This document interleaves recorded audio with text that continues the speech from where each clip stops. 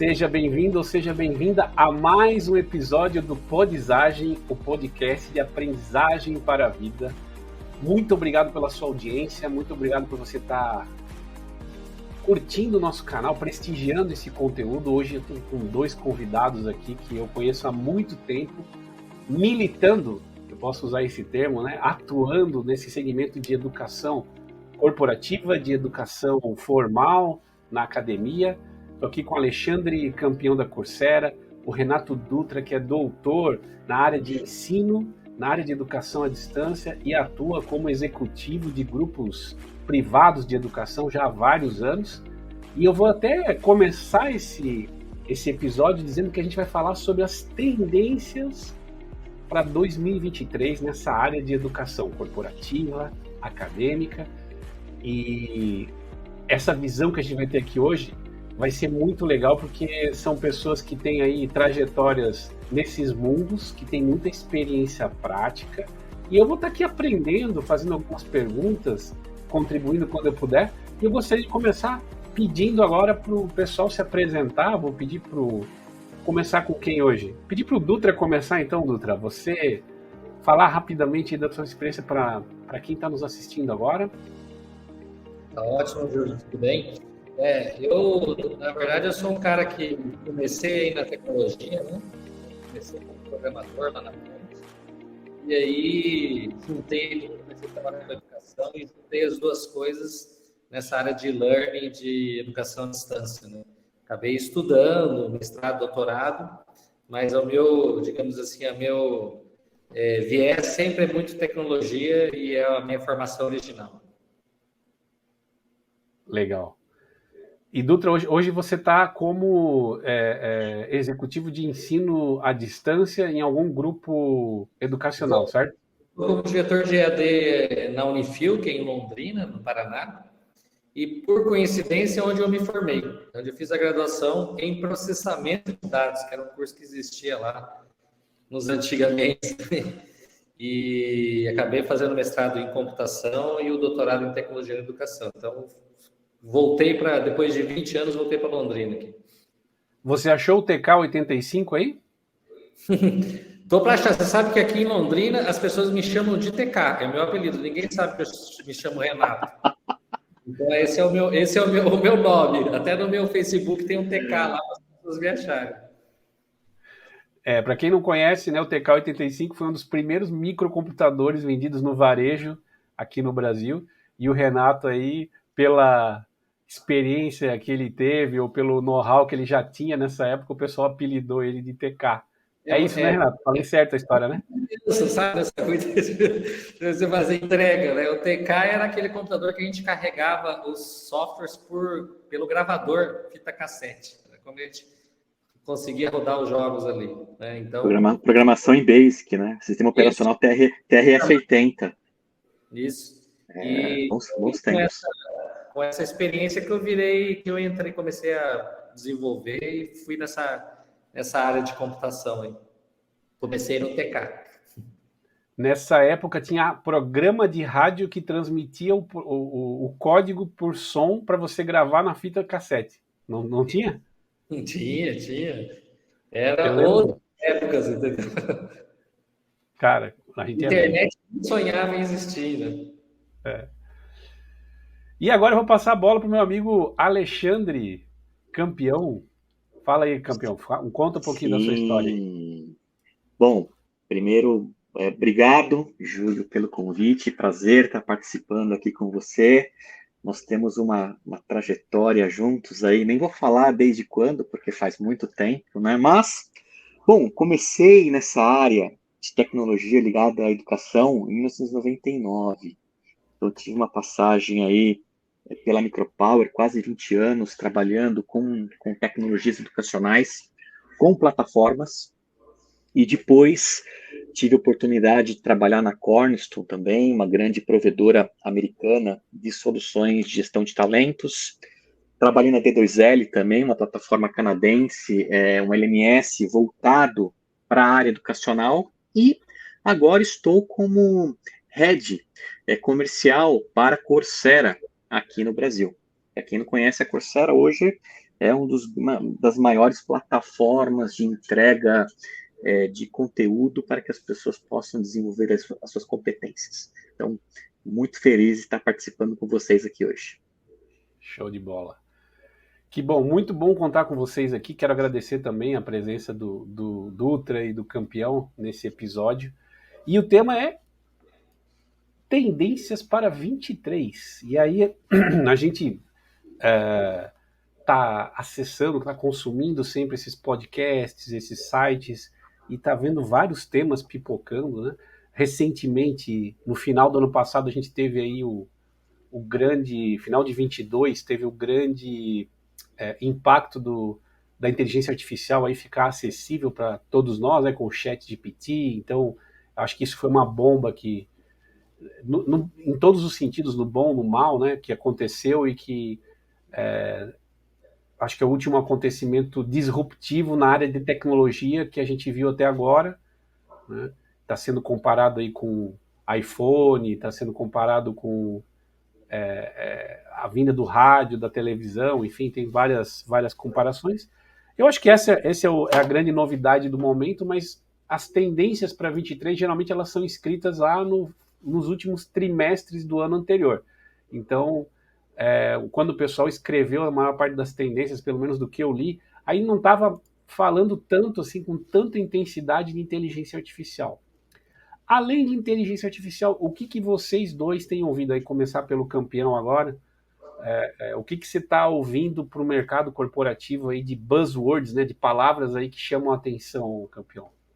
Assim, eu acho que a grande tendência para 2023, primeiro, né, a necessidade de capacitar a liderança. Não é um tema novo, mas todo ano esse tema sempre aparece, né? Hoje, se a gente pegar aqui, analisei aqui uma pesquisa da Price, que ela faz anualmente com mais de 4.400 presidentes de empresa no mundo todo, né? Qual que é a grande preocupação dos executivos hoje? Primeiro, é desenvolver as habilidades da força de trabalho, né? E a gente capacitação, preparo da liderança é dos principais tópicos.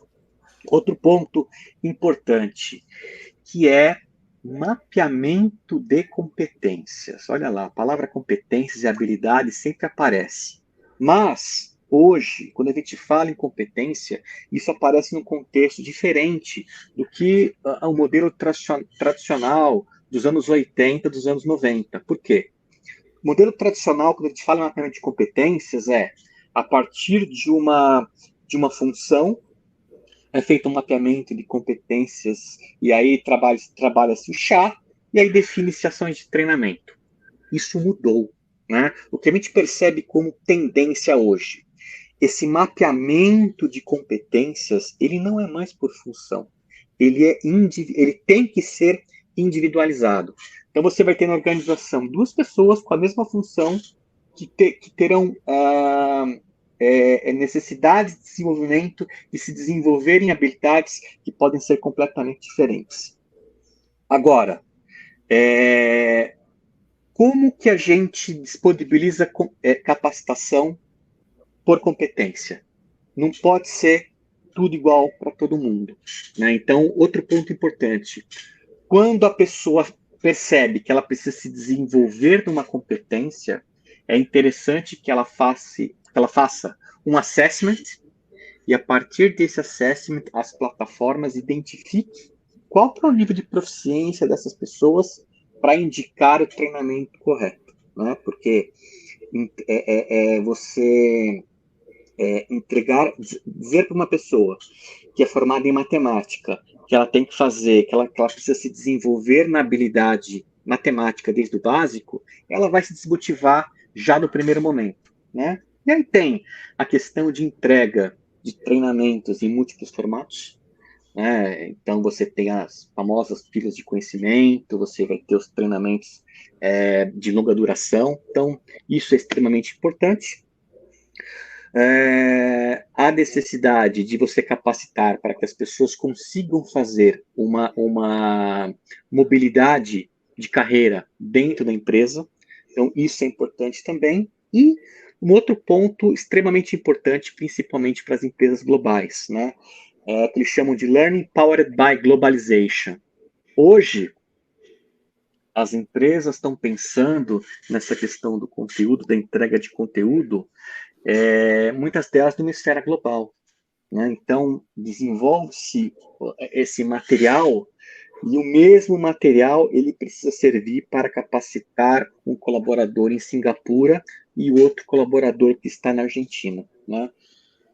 Então, eu enxergo isso como grandes tendências. Veja que não é nada novo, né? Esses assuntos já são assuntos que já se repetem há alguns anos, mas quando a gente analisa Brasil, tem muito para se desenvolver ainda. Quando a gente analisa essas necessidades com o mundo, Latam e Estados Unidos e Europa, eles estão à frente de nós. Deixa eu engatar uma pergunta aqui para o Renato, já aproveitando o teu discurso aí.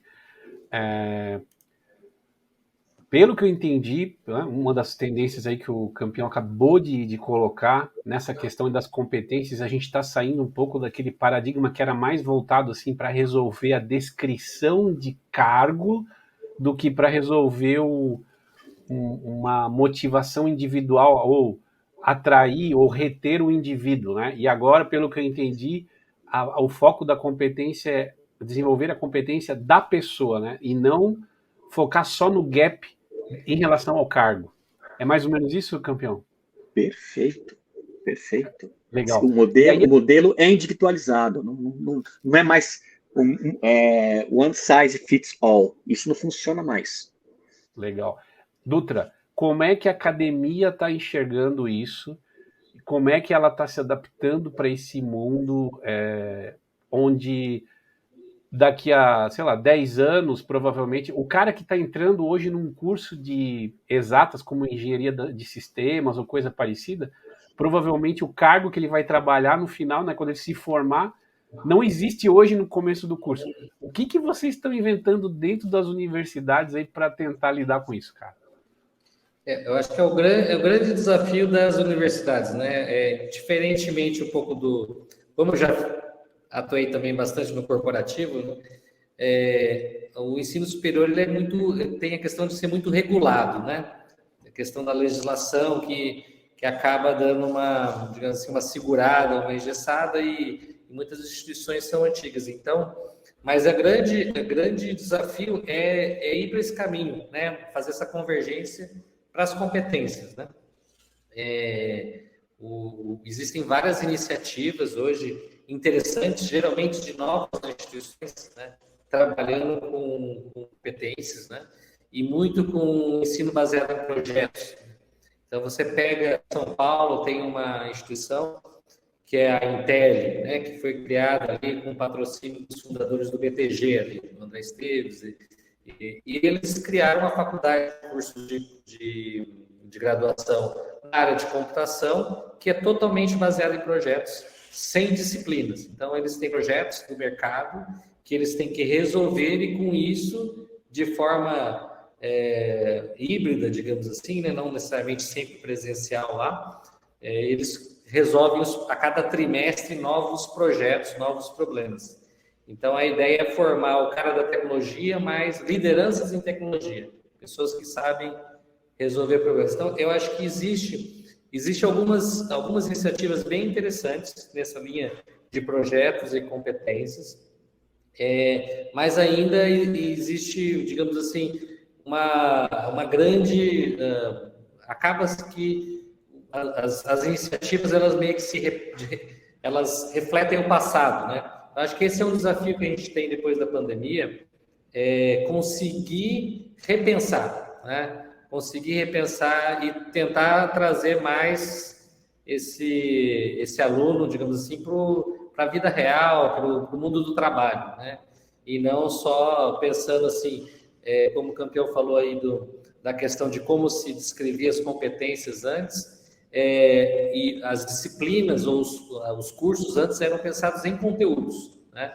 Quais eram os conteúdos, quais são as disciplinas, as emendas. E hoje a gente tem que começar a repensar isso com base nas competências, né? E com base nas competências, e claro, no que a legislação ela exige, criar os cursos em cima disso aí, né? Criar a estrutura curricular nisso aí. Então, existe um grande desafio aí, né? Mas eu acho que já existem projetos interessantes.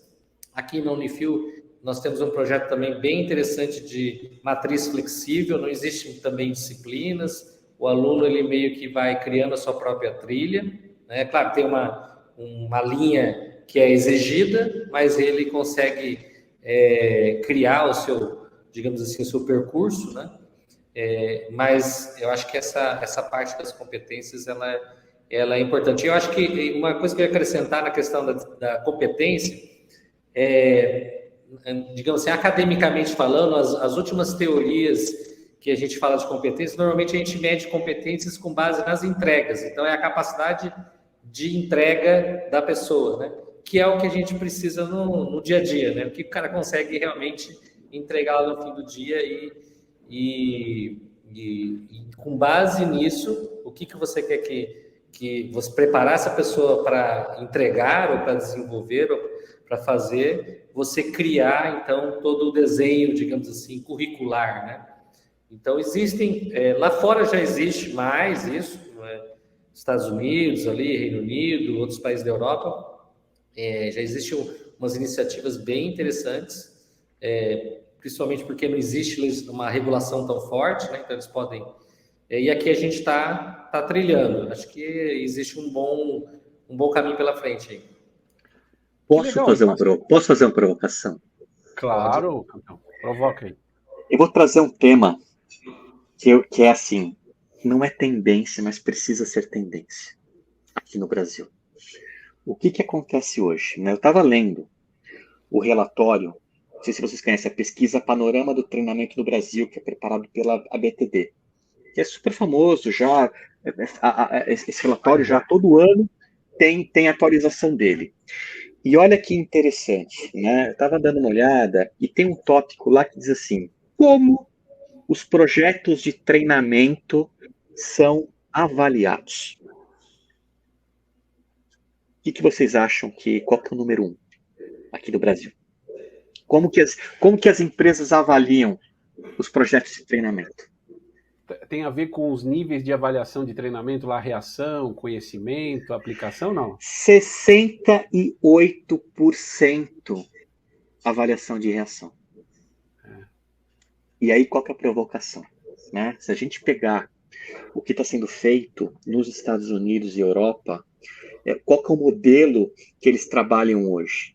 É assim, você tem que avaliar o ROI, né? O retorno do investimento, conseguir quantificar, ou seja, eu estou capacitando, cara, o que isso está trazendo de resultado para a empresa? Não é fácil calcular, mas hoje, se a gente fala em Brasil, 2% fazem isso. Né? Então, isso precisa virar uma tendência, porque o pessoal de treinamento, a partir do momento que eles conseguirem calcular o ROI e o impacto disso para o negócio, com certeza eles terão mais dinheiro para investir. Né? Se a gente analisar aqui, a outra informação importante, quantas empresas investem hoje em capacitação no Brasil? A média, $200 por ano. Nossa. E se nós fizermos um contraponto com os Estados Unidos, uma empresa até 1.000 colaboradores, eles investem em média $1.600 por ano.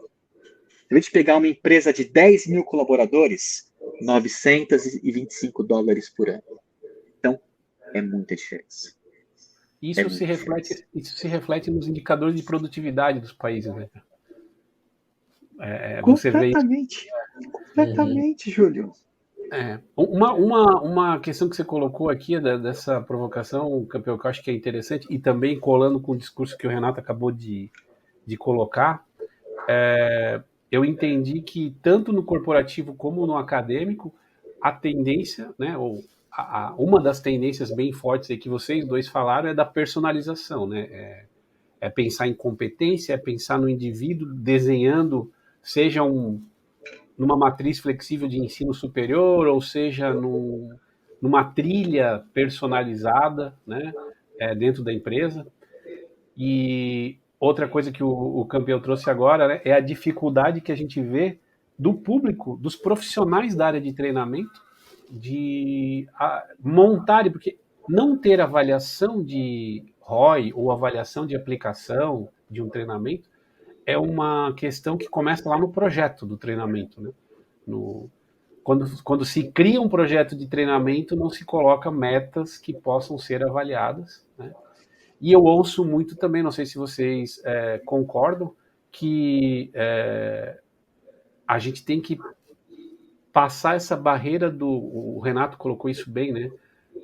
De sucesso é que o aluno lembre daquilo que ele aprendeu, né? Ou seja, a gente tem que começar a avaliar o que ele é capaz de fazer e não o que ele é capaz de lembrar depois que ele passa por um curso, seja na academia ou seja na empresa, né?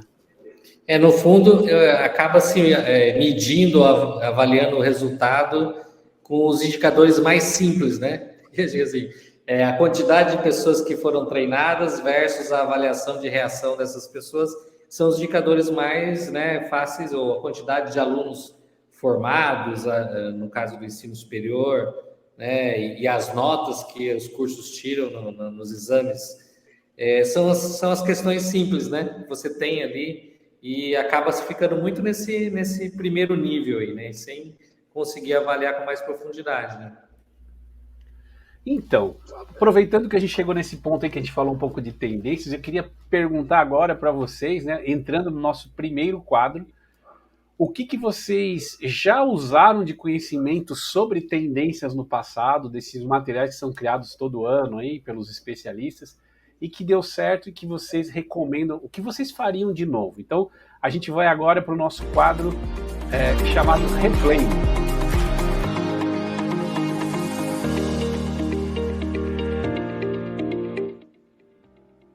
E aí, campeão, o que você já viu no passado de tendência que você acompanhou e você foi atrás e aconteceu, foi bacana, se tornou uma realidade de mercado, enfim? Pois é, eu me lembro quando o mercado começou a disponibilizar as primeiras videoaulas, né? Porque lembra, né, no passado as pessoas tinham um problema de acessar a internet que não rodava vídeo.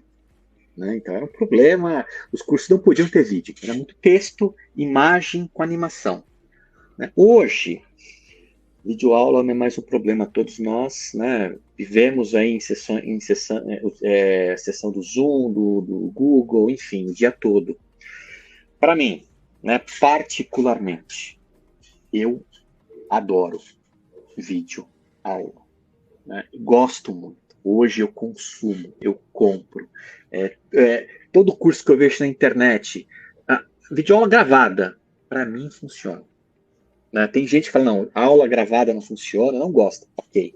Mas para mim funciona. Né? E eu gosto e utilizo e consumo no meu dia a dia. Né? Então, essa é uma tendência do passado. Foi tendência no passado, mas hoje é muito aplicado. Né? Eu vejo que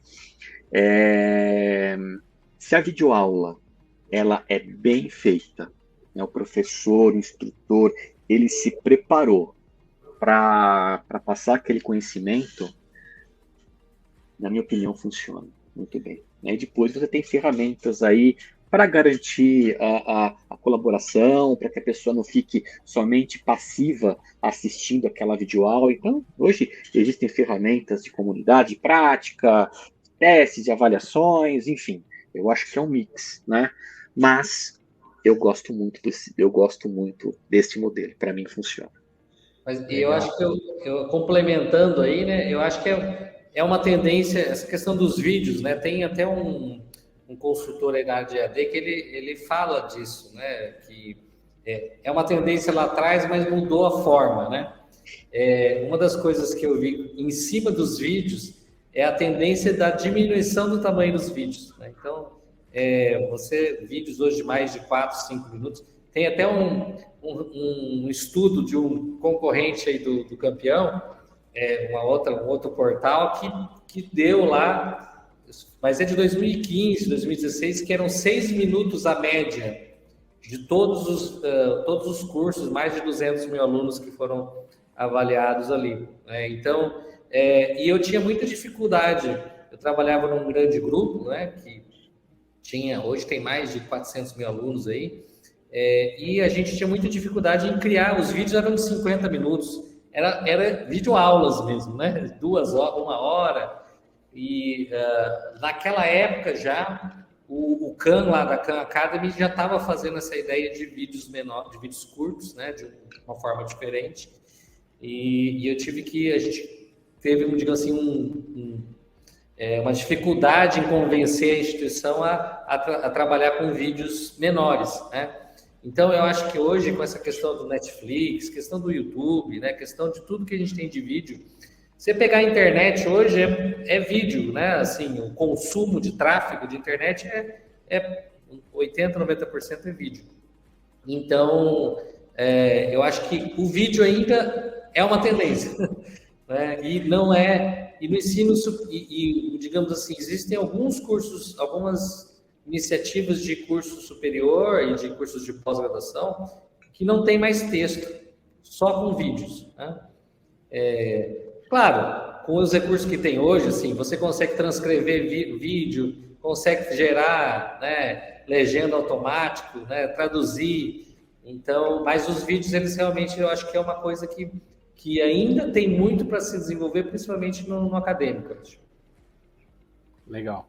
Eu acho que essas tendências aí que vocês colocaram aí são interessantes do passado. Uma coisa que eu ouvi no passado também, eu vou dar o exemplo do vídeo que me inspirou muito a buscar conhecimento sobre como produzir, enfim, e realmente foi algo que se consolidou e a gente vê que hoje é uma mídia, é um formato que funciona bem, está todo mundo habituado. Eu lembro que, sei lá, até antes de 2010, ainda era raro você encontrar, falando do ambiente corporativo, né? Era raro você encontrar uma empresa onde todo mundo tinha kit multimídia nas máquinas. Né? Não era toda máquina que tinha como o cara ouvir alguma coisa. Não tinha nem placa de som na maior parte das máquinas. Né? Hoje a gente tem smartphone, então, no bolso de cada pessoa. Né? Então não tem mais essa restrição do... Então acho que essa foi uma tendência... E qual que será que vai ser essa... Qual que é a tendência da vez em que vai ser o vídeo daqui a 2 anos? O que será que está rolando agora que é a grande tendência que vai se consolidar? O que vocês acham? Vamos lá. Bom, o ano passado, né? Vamos voltar para o ano passado e analisar qual que era a grande tendência do ano passado. Era o tal do metaverso. Todos nós tínhamos que estar no metaverso. Tudo tinha agora, vai acontecer através do metaverso. Os treinamentos através do metaverso. Quando o pessoal começou a falar isso, eu pensei, cara, isso não vai dar certo. Né? Eu lembrei do Second Life. Pois é, entendeu? A gente já... O Second Life já passou, cara, e viu que não... Isso pode evoluir para algo imersivo, sim. Mas hoje é boring. Ainda é chato, né? Então, vocês viram, né? Olha o que aconteceu. Cara, quem tá falando de metaverso agora? Ninguém. Acabou. Né? Acabou. Agora, tem o tal do ChatGPT, né? Que novembro, eu acho que foi liberada a primeira versão, alguma coisa assim.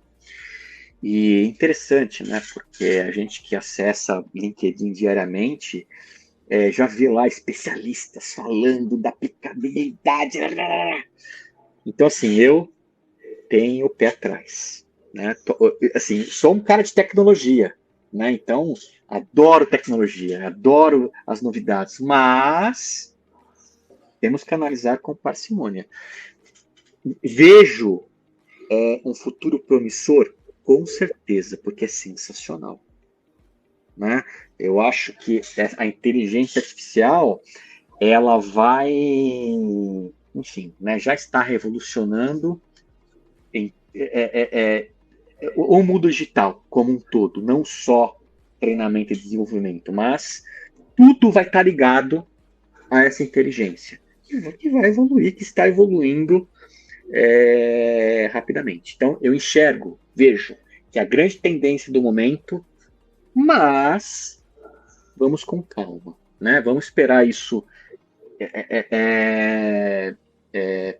ter cases práticos, empresas utilizando, tendo retorno e não aplicando isso apenas porque está todo mundo usando, né? A gente tem que ter esse cuidado.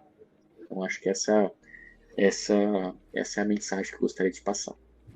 Não, eu acho que essa questão da inteligência artificial, eu acho que uma das grandes tendências, eu acredito muito ainda, não é uma unanimidade, mas tem a ver com o que a gente falou no começo aí, da questão da personalização, né?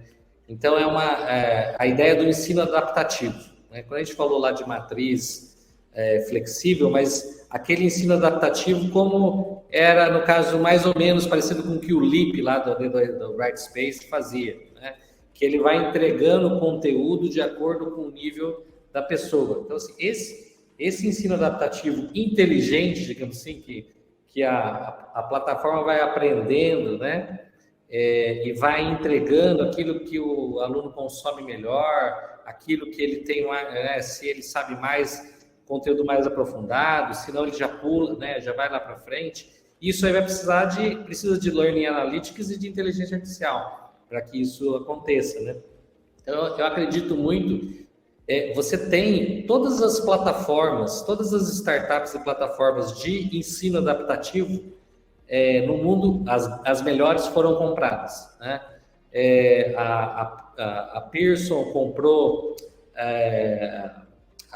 acho que foi a Newton, tem a Smart Sparrow, que é uma australiana também, foi comprada pela McGraw Hill. Então, assim, as grandes os produtores de conteúdo, eles vão lá, aparece uma startup de aprendizagem adaptativa, eles vão lá e compram. Então, eu acho que isso é uma grande tendência. E com relação à inteligência artificial, eu não sou cético. Eu acho que em 2000, sabe, eu mudei muito. Quando eu comecei, como eu fiz pós lá atrás, eu fiz uma disciplina na pós-graduação de inteligência artificial, usava uma linguagem que chamava Lisp, que a gente fazia assim, basicamente, fazia uns programinhas assim, o que você vai comer, ele indicando um vinho. É mais ou menos um sei então ali, né? Fazer uma árvore de decisão ali. E em 2019, eu estava em Brasília e eu fui numa feira de startups lá de Detex e comecei a conversar com uma startup que hoje ela já teve aportes e tudo mais, já cresceu bastante, que eles analisavam textos, né? Eles faziam, a partir de um texto escrito, ele trazia um mapa conceitual daquele texto. Eu conversei com eles e falei assim, poxa, isso aqui é legal, mas se você tivesse alguma coisa que corrigisse texto para mim, seria realmente algo de ajuda. E no final de 2019, eles voltaram ali e eles mostraram a ferramenta deles corrigindo textos. Corrigindo textos, a gente fez alguns testes com atividades, assim, questões discursivas e redação. E ele corrige, digamos assim, às vezes melhor do que um revisor, digamos assim, de redação, um professor que está corrigindo. Então, a partir daquele momento, eu falei assim, poxa, para todo mundo que viu essa ferramenta funcionando em 2020, antes do ChatGPT, de ninguém falar de ChatGPT, o pessoal achava muito legal, né? E hoje, eles fazem correção de redação para todos os grandes grupos educacionais. Então, eles estão fazendo mais de milhões de correções de redação por ano, né? Então, o que acontece? Uma coisa que eles desenvolveram foi uma pesquisa de doutorado lá de 2017 e eles criaram a empresa em 2018 e 2019 eles começaram a atuar de fato, né? Então, acho que a inteligência artificial ela é algo que já está muito desenvolveu muito nos últimos anos, lá da época que eu mexi com o Lisp, né? Porque a internet, ela, digamos assim, tomou conta de tudo e com alta velocidade, a capacidade de processamento dos computadores ficou muito maior e mais barata, né? E a capacidade de armazenamento. Então, isso aí deu, digamos assim, a possibilidade, né, que o computador ele não é inteligente, né? Ele, na verdade, ele tem que ter uma massa de dados gigante para analisar aquilo ali, descobrir os padrões e fingir, digamos assim, imitar a inteligência com base em um conhecimento aí muito grande, né?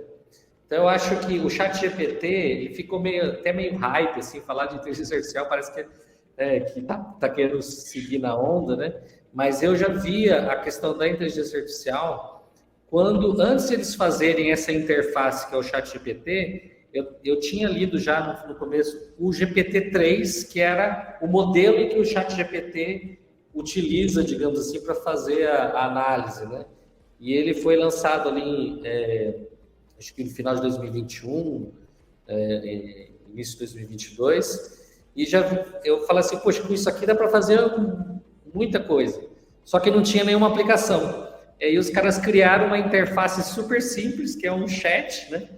E aí eles conseguiram dar uma interface fácil para que as pessoas utilizassem. Então, eu acho que isso aí vai, digamos assim, permear já permeia, né? Você pega o Netflix, a parte de recomendação, a Amazon, a recomendação de livros, mas vai permear tudo que a gente vê de todas as áreas. E da educação, eu acho que digamos assim, dá para usar muita coisa.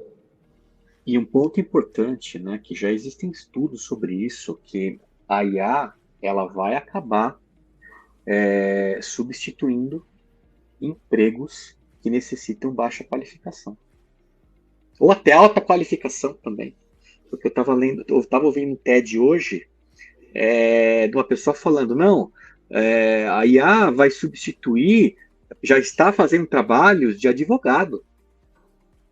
Já faz até trabalho de médico. Uhum. Então, olha aonde isso vai chegar, onde isso pode chegar. Eu acho que então, complementando, campeão, sabe? Eu vi uma entrevista outro dia do Sam Altman, que é um dos fundadores da OpenAI, né? Que é digamos assim, a empresa que desenvolveu o ChatGPT, o GPT-3 e tudo. E ele é um cara lá também que veio lá das startups, lá do Vale do Silício e tudo. E ele disse exatamente isso. Ele falou assim, sempre se previa que a inteligência artificial iria substituir as atividades de baixa, digamos assim, coisas muito repetitivas, muito fáceis. Mas aí, na opinião dele, eles estão substituindo justamente a coisa mais complexa, né? Assim, não é o trabalho repetitivo, e sim o trabalho intelectual, uma parte do trabalho intelectual, digamos assim, que demanda, né, mais, né? Então ele falou assim que era uma tendência, quer dizer, uma coisa que eles enxergavam que na realidade aconteceu diferente, está acontecendo diferente, né? Eu acho que, dando o meu pitaco agora, com relação à inteligência artificial, né, eu acho que esse ano de 23 vai ser o ano em que todo mundo vai experimentar, muita gente vai experimentar a inteligência artificial, mas ainda vai ter a validação humana. Eu acredito que a partir dos próximos meses, e provavelmente a partir do ano que vem, como muita gente vai experimentar, né, esses algoritmos de inteligência artificial, ele vai ter a oportunidade de aprender, de receber muito feedback, e aí, naturalmente, nos próximos anos, a gente vai ficar sem medo de aceitar uma análise, uma recomendação, porque vai estar muito próximo do que qualquer especialista faria, né? A gente tem experimentado atualmente criar conteúdo usando o ChatGPT. Então, por exemplo, a partir de um texto de blog ou a partir de um texto de qualquer coisa, cria um curso, cria questões de avaliação de aprendizagem, indicando qual é a alternativa correta, e assim, o resultado tem sido muito bom. E a gente já tem notado que ele está melhorando os resultados a cada semana, cara. Não é assim, né? As primeiras vezes que a gente usou esse recurso, ele tinha muita coisa que precisava ser revisada. Parece, não sei se a gente está se acostumando ou se ele realmente está aprendendo. Não sei se é um efeito psicológico. Você já dá o feedback ali, né? Se foi satisfatório ou não, e até a sugestão você pode colocar ali do que você acha que deveria ser a resposta. Não. E se você digitar para ele no chat o que está ruim, o resultado é na hora. Ele já refaz considerando o feedback que você deu ali no chat mesmo, né? Para ele, ficou legal, o capítulo 2 está meio confuso. O que você quer dizer com isso? Refaça o texto. E aí ele refaz. E você pediu para ele fazer isso aí, mas eu já vi, eu não fiz, mas eu já vi experimentos assim, o cara dando exemplo de como usar isso no desenvolvimento, na programação. O cara, ele pede para o ChatGPT desenvolver um determinado código que faça determinada coisa, ele cria um código ali, na linguagem que você pediu. Se você fala que aquela forma que ele fez deveria ser um pouco diferente, ele recria o código, pede para ele mudar a linguagem, ele cria esse mesmo código numa outra linguagem. Assim, é muito impressionante, né? Parece uma coisa assim, parece mágica, né? Não, é sensacional. Impressionante. Assim. É sensacional. Mas vamos comentar agora das tendências do passado que eventualmente a gente acreditou ou que a gente seguiu e que a gente já ouviu e que foi um tiro no pé. A gente tem esse quadro aqui no nosso show, no nosso podcast, e eu quero aí que vocês falem um pouco antes. Vamos ver aqui a vinheta, vamos assistir a vinheta.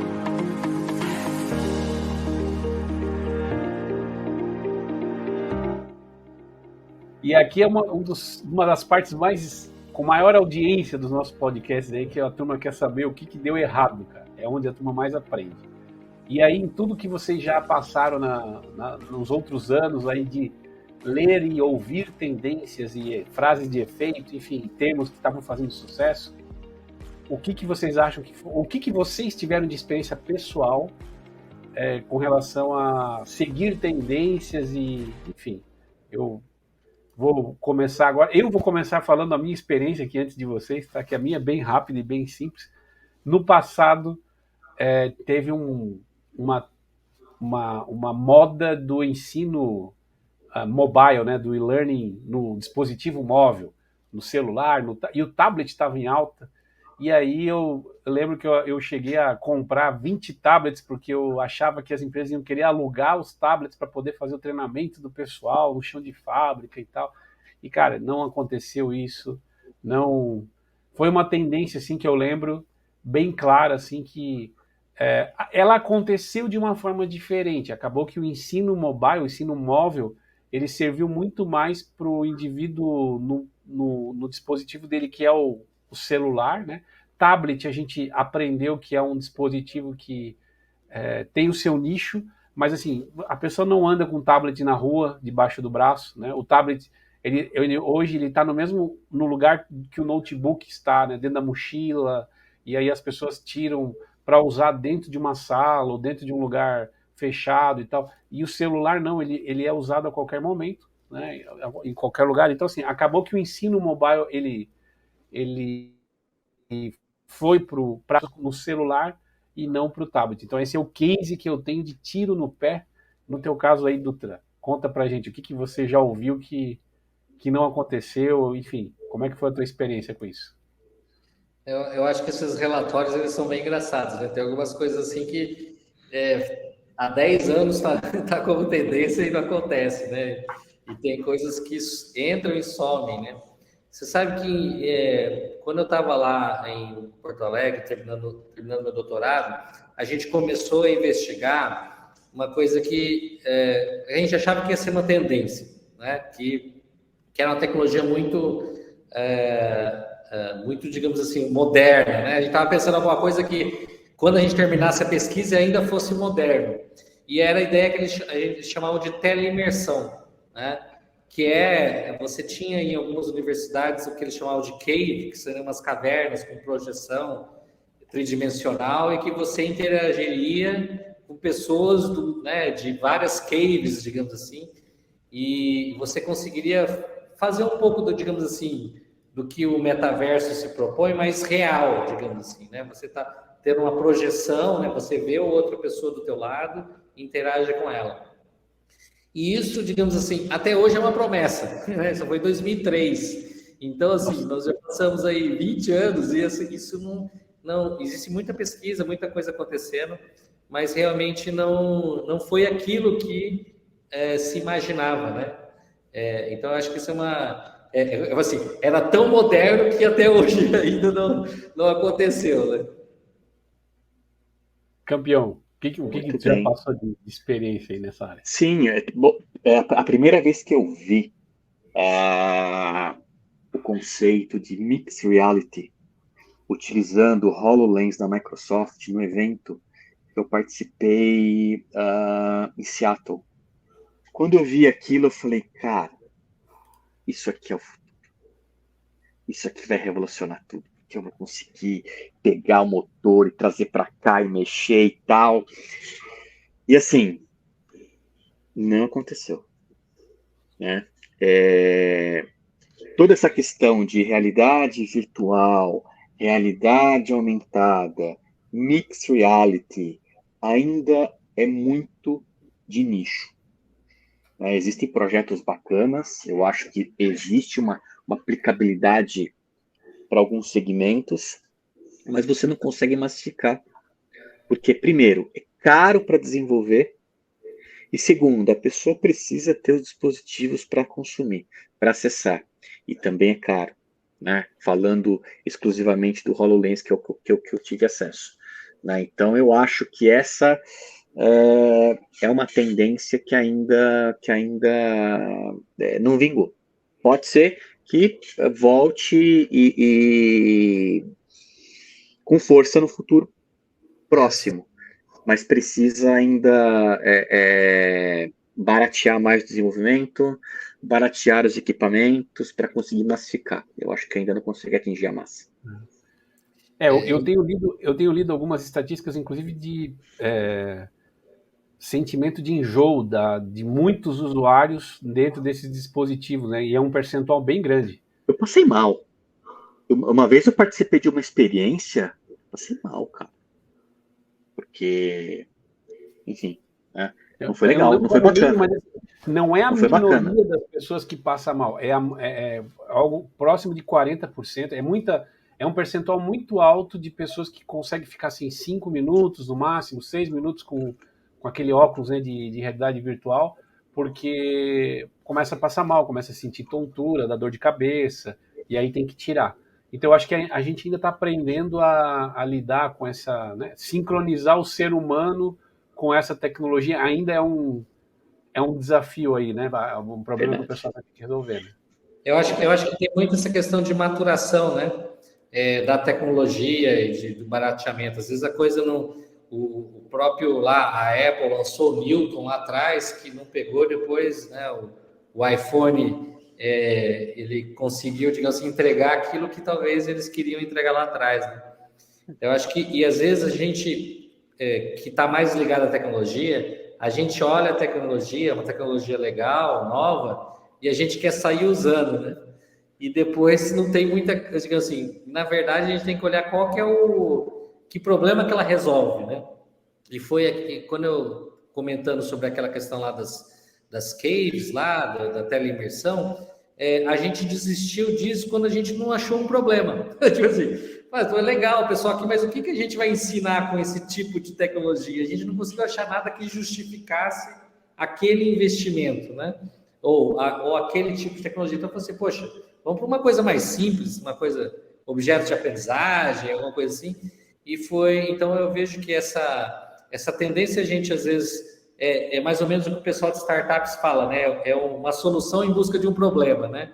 Em vez de ser, digamos assim, um problema, né, que você vai lá e resolve com alguma tecnologia. Então, a gente acaba tentando usar e não precisa ainda. Ou talvez não exista um problema para aquela tecnologia resolver ainda. É verdade.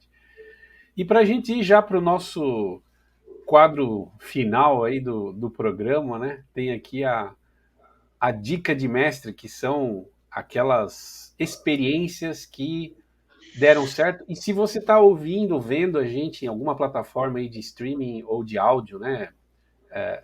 De podcast, eu vou pedir para você se inscrever no nosso canal do YouTube, @Podizagem, para você nos acompanhar aí nas redes sociais, tanto o Renato Dutra, como o Campeão, como eu.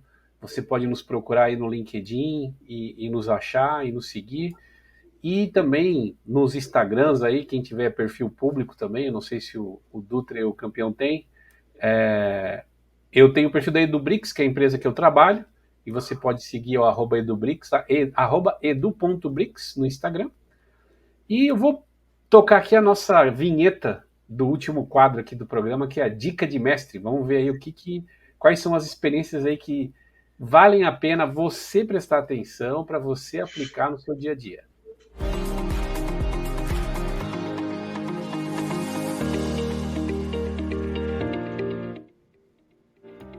É isso aí, gente. Agora é aquele momento de contar as histórias do que deu certo e que a nossa audiência, aí, que você que está nos ouvindo, vai poder aplicar. A gente estava falando em aplicar conhecimento. Então, agora é a hora de dar as dicas de mestre aí. Dutra, o que você já viu no passado de tendência, que você apostou, que você implementou e girou e virou e funcionou? Eu acho que assim, a tendência que eu vi que mais virou é a questão da conectividade, da internet. Uma coisa que eu sempre acreditei na época que a internet ainda não era web. Né? E isso ficou uma coisa... eu acho que é mais ou menos o que vai acontecer com a inteligência artificial lá na frente, né? Hoje a gente está discutindo se vai ser ou não vai ser, e lá na frente é uma coisa que a gente não consegue imaginar não tendo, né? Então, eu acho que... e uma outra coisa, uma dica que eu ia falar, assim, a gente, olhando esses relatórios de tendência, né, é saber analisar o que realmente está maduro, né? Tudo aquilo que a gente vê que tem um custo muito alto ainda e que ainda não é um diferencial, digamos assim, muito grande para resolver aquele problema, é uma coisa que vai ficar lá para frente. Né? Agora, quando começa a baratear o preço, começa a massificar um pouquinho, aquela tecnologia, com certeza, ela vai engatar a segunda, terceira e vai pegar de vez. Legal. Dutra, quando você falou, eu lembrei da conectividade, eu lembrei, na nossa área de educação à distância, tinha uma discussão se era satélite, né, que ia dominar, porque até então era educação à distância, com vídeo, era satélite ou era internet. Então, assim, eu lembro de grandes organizações, o Campeão vai lembrar também, né? Bancos, montadoras, que investiram em antena de satélite pelo Brasil, alugavam banda de satélite, e a gente, cara, isso aí vai acabar, vai ser internet. E não adiantava falar, porque o pessoal, não, tinha os caras que vendiam as antenas, os caras que eram especialistas, não, isso aí nunca vai acabar, porque a internet é para coisa pequena, enfim, e aí a gente viu o que aconteceu. Interessante relembrar desses pontos realmente, porque essa questão da conectividade, eu lembro muito bem disso, cara. Não, e só para complementar, acho que assim, nesse negócio assim, nada supera a velocidade da luz, né? Então, o que acontece? A fibra ótica, ela é o melhor meio de transmissão. Se a gente olhar nesse caso aí, a quantidade de cabos submarinos que interligam a internet no mundo, né, e tudo por fibra, e hoje a gente traz a fibra até qualquer apartamento aí, a gente consegue trazer a fibra, né, mas era essa discussão, né? Você sabe que até um bom tempo eu achava que o satélite era mais rápido. Depois que eu fui entender, né, a tecnologia e ver que realmente a interconexão por fibra ela era imbatível. Legal. E Campeão, qual que é o teu depoimento aí nessa área da dica de mestre? Pois é, hoje, né, todos nós vivemos essa grande tendência da aprendizagem ao longo da vida, né, do lifelong learning. Então, todo mundo que a gente conversa, não, eu sou um lifelong learner, faça aconteça. Mas na prática não é bem assim, né? Eu vejo as pessoas começando e desistindo. Então, qual que é a mensagem que gostaria de passar? Disciplina. para aprender, nós precisamos ter disciplina, né? Então, como que eu faço? Eu, Alexandre, eu deixo bucado na minha agenda 3 vezes por semana, das 8 às 8h30, segunda, quarta e sexta. É o meu tempo do aprendizado, onde está reservado, ninguém agenda nada para mim, e é o tempo que eu dedico para aprender uma habilidade nova, para desenvolver algo que é importante para mim, para o meu trabalho ou para a minha vida pessoal, né? Porque as pessoas hoje, todo mundo que a gente fala, não tem tempo. Eu não tenho tempo. Não. Você não está dando prioridade e não tá trabalhando isso com disciplina. E um outro ponto importante, né? Hoje, nós temos muita coisa boa na internet, gratuita, e as pessoas não sabem que isso existe, né? Vou falar da Coursera. 10 mil cursos disponíveis, cursos gratuitos. Eu estou fazendo um curso da Coursera de negociação gratuito, da Universidade de Michigan, né? Então, gente, está lá. É só eu querer fazer, me matricular, ter disciplina, e no final de um mês eu vou ter um certificado de uma universidade americana, custo zero, né? Então, as pessoas precisam ir atrás, ver que a tecnologia está aí disponível, basta ter força de vontade para consumir, né? E para aprender cada vez mais. Não, só para complementar, eu acho que realmente assim, tem muito conteúdo bom, o Coursera é um deles, eu sou, digamos assim, consumidor de cursos ali da Coursera, e quando eu estava aprendendo a programar, eu lembro que eu era programador trainee, chegava nos programadores sêniores e perguntava para eles, como é que eu faço tal coisa? Aí o cara pegava e jogava na minha mesa um manual de 400 páginas, tá aqui. Tipo assim, e assim que eu aprendi, eu ia lá, lia o manual, era muito mais difícil. Hoje em dia você tem cursos, você tem vídeos, né? É muito fácil. Na palma da mão. Não precisa ler 400 páginas, entendeu? Então, tá muito mais fácil, né? Então, assim, eu acho que tem muita coisa aí, é só uma questão de vontade, né? De dedicação, digamos assim, de disciplina.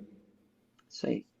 Ótima dica, ótimas dicas. Acho que a gente não podia encerrar de uma forma mais adequada aí de um podcast chamado Podizagem, né? Com uma dica de aprendizagem, né? De como aprender. Eu acho que do começo ao fim do nosso episódio hoje a gente falou de personalização, de usar a inteligência artificial para isso, mas sem esse ponto que vocês colocaram da atitude, sem o ser humano querer aprender e se dispor a aprender e entender que isso exige disciplina, como falou bem falado aqui o campeão, o Dutra aqui também dando exemplo da experiência dele, né? Quer dizer, você vai ter que dispor de tempo, de energia e, enfim, eu acho que a gente termina aqui esse episódio, vou deixar aí as palavras finais para cada um de vocês, e eu já queria aproveitar e agradecer novamente a sua audiência, você que está aqui, seja no Spotify, no Deezer, em qualquer plataforma, YouTube, LinkedIn. Obrigado por você estar nos acompanhando. Eu vou deixar agora o campeão se despedir aí de vocês. Vai lá, campeão. Queria agradecer a oportunidade e parabenizá-lo pela iniciativa, Júlio. Você é um cara que aqui no meu coração, né? A gente se conhece há muitos, temos aí uma amizade de muitos anos, né? E super bacana estar participando, super bacana compartilhar esse conhecimento com o público, né? E, pessoal, me procurem no LinkedIn, né? Estou aberto aí sempre para trocar ideias, né? É aprendizado ao longo da vida. Essa é a grande mensagem. Renato, obrigado também aí pela parceria, né? Também aí muitos anos aí de estrada juntos. Muito bacana poder compartilhar um pouquinho da nossa experiência com vocês. Tá ótimo. Eu acho que assim também agradecer aí, né, a oportunidade de rever os amigos, né? E rever pessoas que a gente também admira, né? O Júlio sempre é o cara que eu vejo, quando ele posta, sempre tem uma coisa, é um cara que está sempre antenado, né? Desde lá de trás, né? É um cara que se mantém atualizado, né? É um lifelong learner, digamos assim. E eu acho que agradecer aí a oportunidade de a gente estar trocando um pouquinho de ideia e aprendendo um pouco, né? Aprendendo com a gente e as pessoas que estão também ouvindo, assistindo, aprender um pouquinho e a gente também ter um feedback depois, né? Eu acho que agradeço aí. Obrigado, Júlio. Obrigado, campeão. Obrigado pelos feedbacks, gente, muito bacana. E eu quero contar com a sua ajuda que está nos consumindo agora para compartilhar esse conteúdo, deixar ele disponível para o seu colega, para o seu par, para o seu líder, para o seu liderado, que esse papo de tendências, né, para você ouvir pessoas tão gabaritadas aí, com tanta vivência nessa área de educação, seja corporativa, seja acadêmica, você não vai encontrar em qualquer lugar, não. Então, valorize esse conteúdo aí, reserve os 15 minutinhos, né, ou meia hora, segunda, quarta e sexta, como disse o campeão ali, para você se atualizar e acompanhar as tendências aqui com a gente. Muito obrigado e nos vemos no próximo episódio do Podizagem nos nossos canais. Muito obrigado.